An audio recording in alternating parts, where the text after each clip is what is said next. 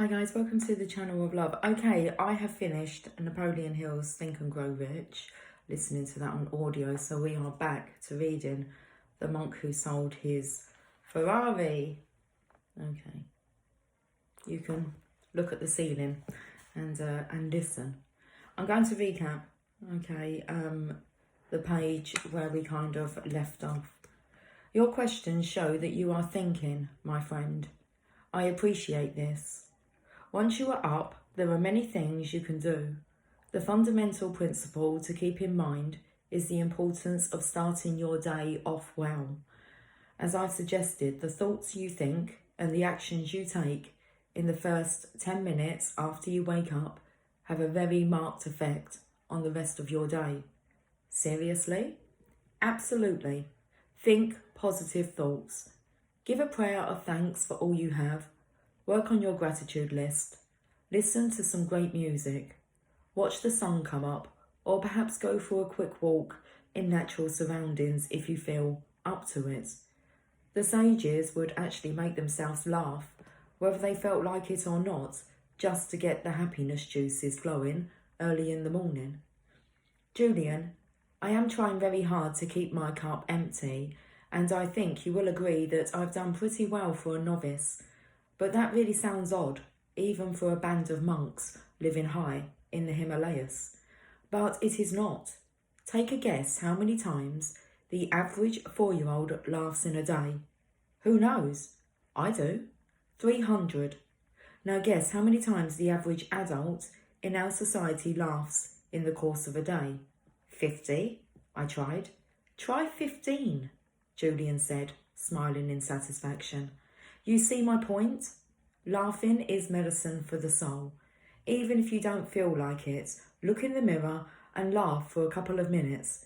You can't help but feel fantastic. William James said, "We don't laugh because we are happy. We are happy because we laugh." So start your day on a delightful footing. Laugh, play, and give thanks for all you have. Every day will be an exquisitely rewarding one. What do you do to start your day off on a positive footing? Actually, I have developed quite a sophisticated morning routine that includes everything from the heart of the rose to drinking a couple of glasses of freshly squeezed fruit juice. But there is one strategy in particular that I would like to share with you. Sounds important. It is. Shortly after you have awakened, go into your sanctuary of silence. Get still and focused. Then ask yourself this question. What would I do today if today was my last? The key is to really get into the meaning of this question. Mentally list all the things you would do, the people you would call, and the moments you would savour. Envision yourself doing these things with great energy. Visualise how you would treat your family and your friends. Even picture how you would treat total strangers if today was your last day on the planet. As I told you earlier, when you live every day as if it was your last, your life will take on a magical quality. And this brings me to the 7th of the rituals of radiant living, the ritual of music.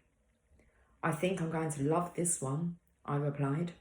I'm sure you will. The sages loved their music. It gave them the same spiritual boost as the sun did. Music made them laugh, it made them dance, and it made them sing. It will do the same for you. Never forget the power of music.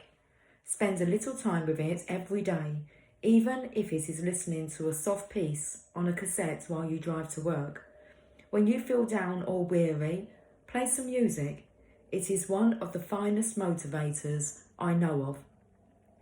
Aside from yourself, I exclaimed sincerely, just listening to you makes me feel great. You really have changed, Julian, and not just on the outside. Gone is your old cynicism. Gone is your former negativity. Gone is your old aggressiveness. You really do seem to be at peace with yourself. You have touched me tonight. Hey, there's more, shouted Julian with his fist in the air. Let's keep going. I wouldn't have it any other way. Okay, the 8th ritual is the ritual of the spoken word. The sages had a series of mantras that they would recite morning, noon, and night. They told me that this practice was immensely effective in keeping them focused, strong, and happy. What's a mantra? I asked. A mantra is nothing more than a collection of words strung together to create a positive effect. In Sanskrit, man means mind and tra means freeing. So a mantra is a phrase that is designed to free the mind. And believe me, John, mantras accomplish this objective in a very powerful way. Are you using mantras in your daily routine? I sure am. They are my faithful companions wherever I go, whether I am on the bus, walking to the library, or watching the world go by in a park. I am constantly affirming all that is good in my world through mantras. So mantras are spoken. They do not have to be.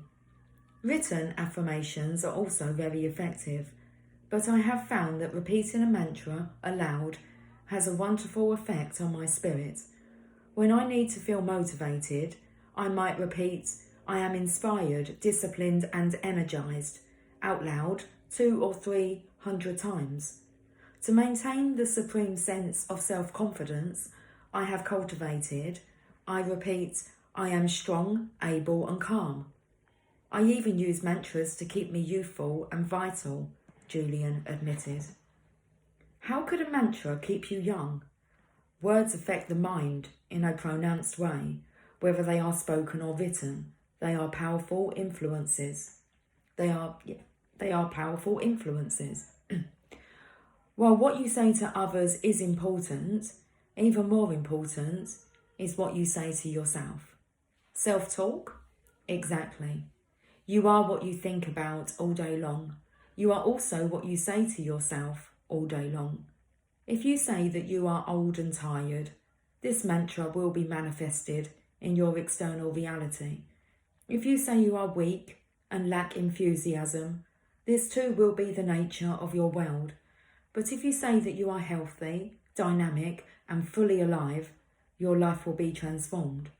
You see, the words you say to yourself affect your self-image, and your self-image determines what actions you take. For example, if your self-image is one of a person who lacks the confidence to do anything of value, you will only be able to take actions that are aligned with this trait. On the other hand, if your self-image is one of a radiant individual who is fearless, again, all your actions will correspond to this quality. Your self-image is a self-fulfilling prophecy of sorts. How so? If you believe that you are unable to do something, let's say find that perfect partner or live a stress-free life, your beliefs will affect your self-image. In turn, your self-image will prevent you from taking steps to find the perfect partner or to create a serene life for yourself. It will actually sabotage any efforts you might make in this direction. Why does it work this way? Simple. Your self-image is a governor of sorts. It will never let you act in a way that is inconsistent with it.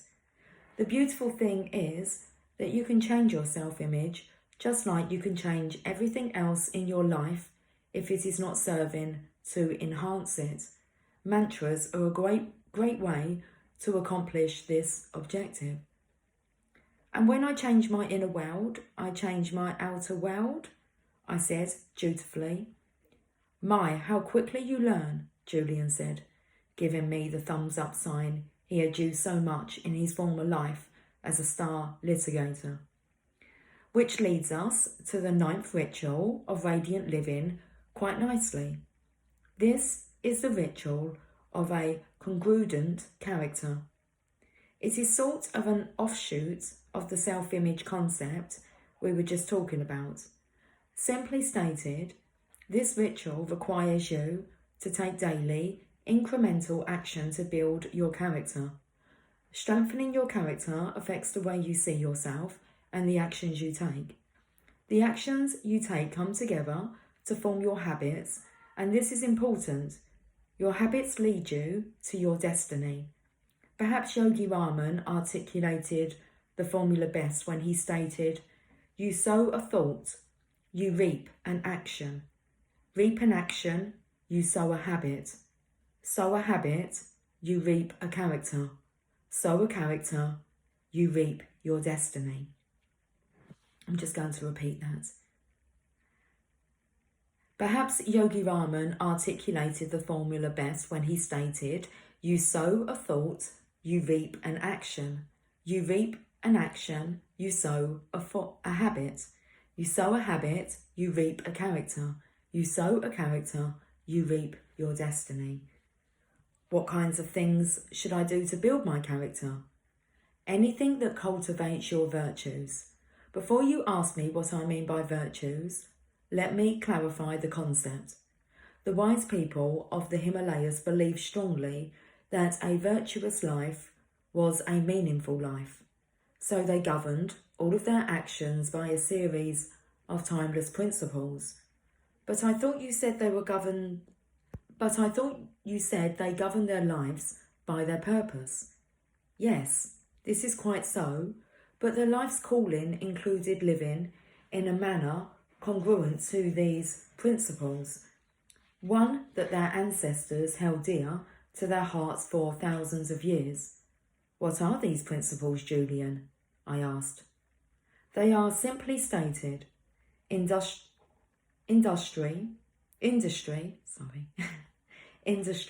compassion, humility, patience, honesty, and courage.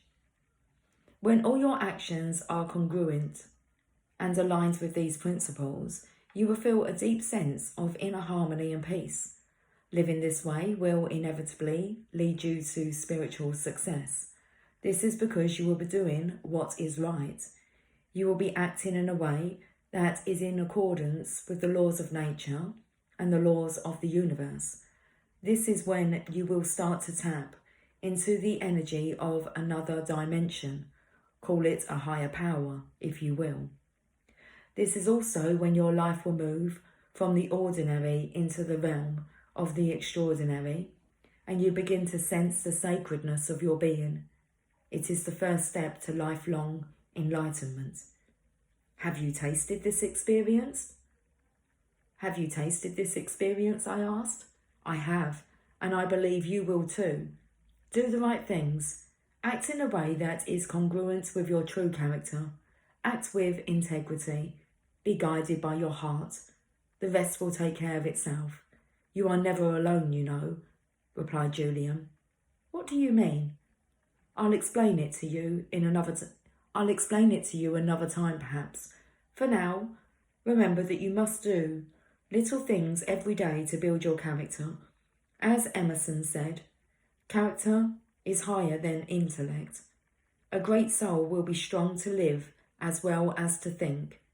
Your character is built when you act in a way that corresponds with the principles I've just mentioned. If you fail to do this, true happiness will always elude you. And the final ritual? This is the all-important ritual of simplicity. This ritual requires you to live a simple life. As Yogi Raman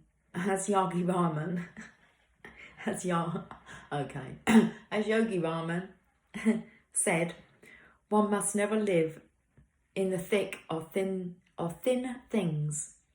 One must never live in the thick of thin things.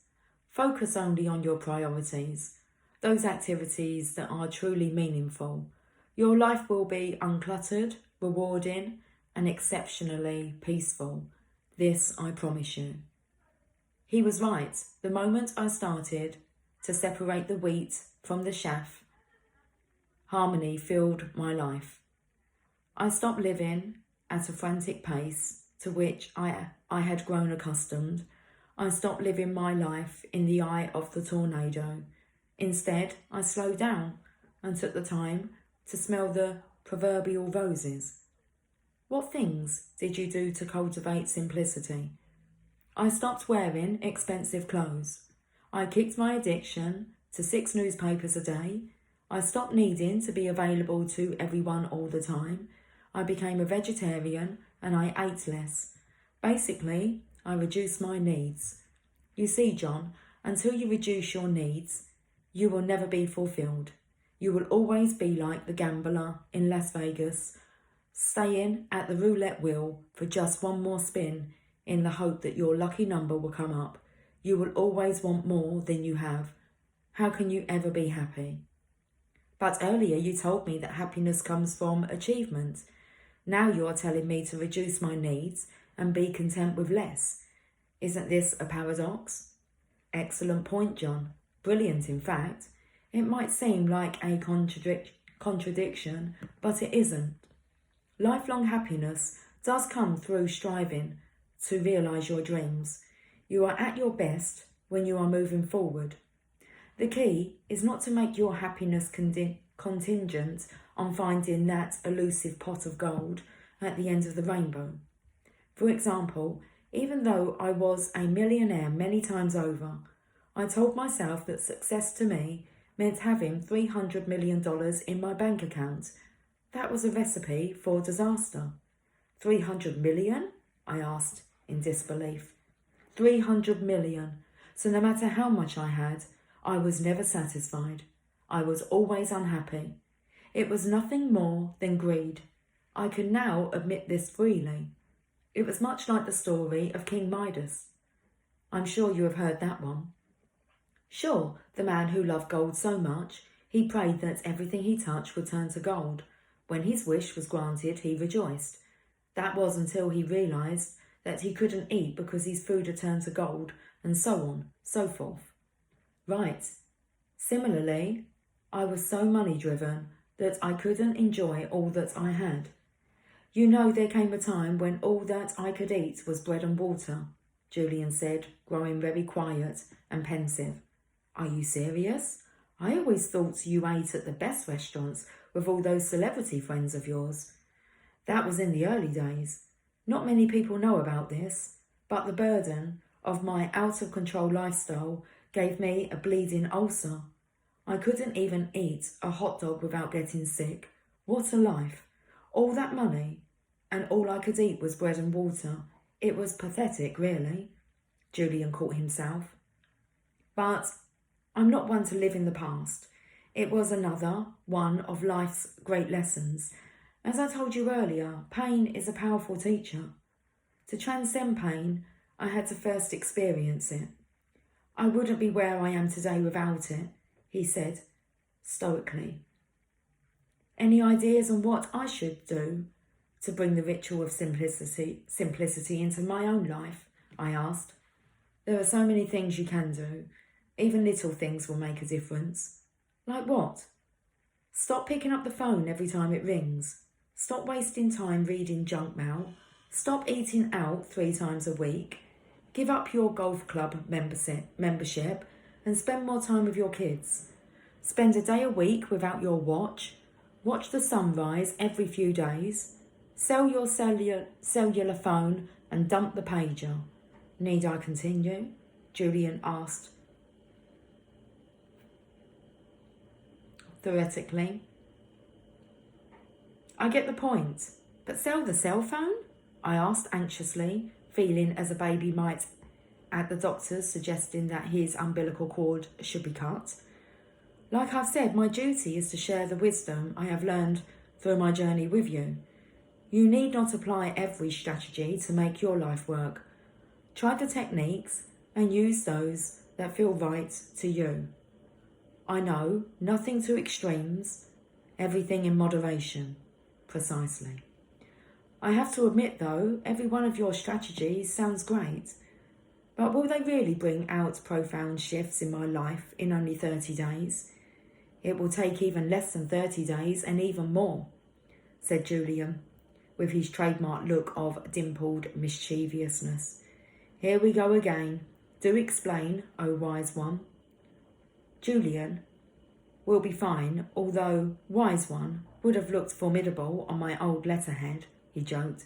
I say, it will take less than 30 days because true life change, is spontaneous. Spontaneous? Yes, it happens in the blink of an eye. The very moment you decide, from the deepest core of your being, that you will raise your life to its highest level. In that instant, you will be a changed person, one set on the course of his destiny. And why longer than 30 days? I promise you that by practicing these strategies and tools, you will see marked improvements in 1 month from this moment. You will have more energy, less worries, more creativity and less stress in every aspect of your life. Having said this, the Sage's methods are not of the quick fix kind. They are ageless traditions that are meant to be applied daily for the rest of your days. If you stop applying them, you will find that you will gradually slide back into your old ways. After Julian had explained the 10 rituals for radiant living to me, he paused. I know that you want me to keep going, so I will. I believe so strongly in what I am sharing with you that I don't mind keeping you up all night. Perhaps this is a good time to get a little deeper. What exactly do you mean? I think all that I have learned tonight is pretty deep, I said in surprise. The secrets I have explained will allow you and all those you come into contact with to create the lives you desire. But there is much more to the philosophy of the Sages of Savannah than meets the eye. What I have taught you up to now has been immensely practical, but you must know something of the underlying spiritual current that flows through the principles I have outlined. If you do not understand what I am speaking about, don't worry at this point. Simply take it in and chew on it for a while. You can digest it later. When the student is ready, the teacher will appear. Precisely, said Julian, now smiling. You always were a quick study. Okay, let's hear the spiritual stuff, I said energetically, unaware that it was nearly 2:30 in the morning. Within you, excuse me, let me just have a quick drink before we get down to all this spiritual stuff. Okay, let's hear the spiritual stuff, I said energetically, unaware that it was nearly 2:30 in the morning. Within you lies the sun, the moon, the sky, and all the wonders of this universe. The intelligence that created these wonders is the same force that created you. All things around you come from the same source. We are all one. I'm not sure I follow you. Every being on this earth, every object on this earth has a soul. All souls flow into one. This is the soul of the universe. You see, John, when you nourish your own mind and your own spirit, you are really feeding the soul of the universe. When you improve yourself, you are improving the lives of all those around you. And when you have the courage to advance confidently in the direction of your dreams, you begin to draw upon the power of the universe. As I told you earlier, life gives you what you ask of it. It is always listening. So self-mastery and Kaizen will help me help others by helping me help myself. Something like that. As you enrich your mind, as you care for your body, and as you nurture your spirit, you will come to understand exactly what I am saying. Julian, I know you mean well, but self-mastery is a pretty high ideal for a £215 family man who, up till now, has spent more life on client development than personal development. What happens if I fail? Failure is not having the courage to try. Nothing more and nothing less. The only thing standing between most people and their dreams is the fear of failure. Yet failure is essential to success in any endeavour. Failure tests us and allows us to grow. It offers us lessons and guides us along the path of enlightenment. The teachers of the East say that every arrow that hits the bullseye is the result of 100 misses. It is a fundamental law of nature to profit through loss. Never fear failure. Failure is your friend. Embrace failure? I asked in disbelief. The universe favours the brave. When you resolve, once and for all, to lift your life to its highest level, the strength of your soul will guide you. Yogi Raman believed that everyone's destiny was laid out for them at birth. This path always leads to a magical place filled with magnificent treasures. It was up to each individual to develop the courage to walk this way. There is a story he shared with me that I would like to pass on to you. Once in ancient India, there was an evil giant who owned a magnificent castle overlooking the sea. As the giant had been away for many years fighting in wars, the children of the nearby village used to come into the giant's beautiful garden and play with great delight. One day, the giant returned and threw all of the young children out of his garden. "Never return here," he yelled as he slammed the huge oak door in disgust. He then erected a huge marble wall around the garden to keep the children out.